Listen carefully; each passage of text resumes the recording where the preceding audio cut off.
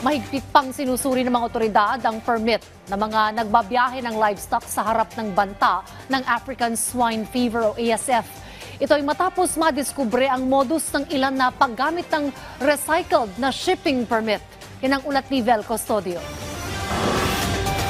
Mas pinaigting na ng mga otoridad ang meat inspection, kasunod ng 147 baboy na naharang sa meat inspection na nagpositibo sa African Swine Fever base sa tala noong nakaraang linggo.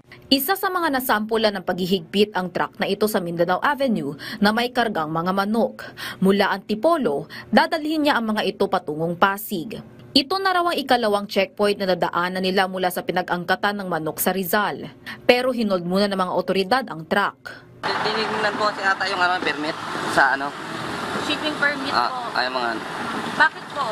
Wala po kayong dalang shipping? meron po, nandun na po yung driver namin.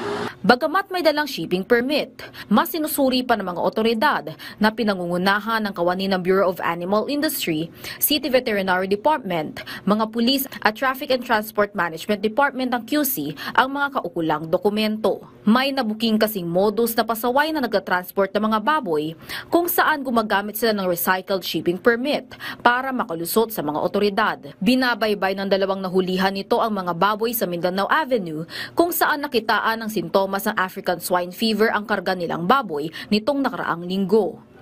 Inaantay pa ang resulta ng test kaugnay nito. Inaasahang tatagal pa hanggang Disyembre ang 24-hour meat inspection. Ayon naman sa Department of Agriculture, patunay lamang ang mga nahuli sa checkpoints na nagiging mabisa ang paraan ng pamahalaan para pigilang kumalat ang ASF. Vel Custodio para sa Pambansang TV sa Bagong Pilipinas.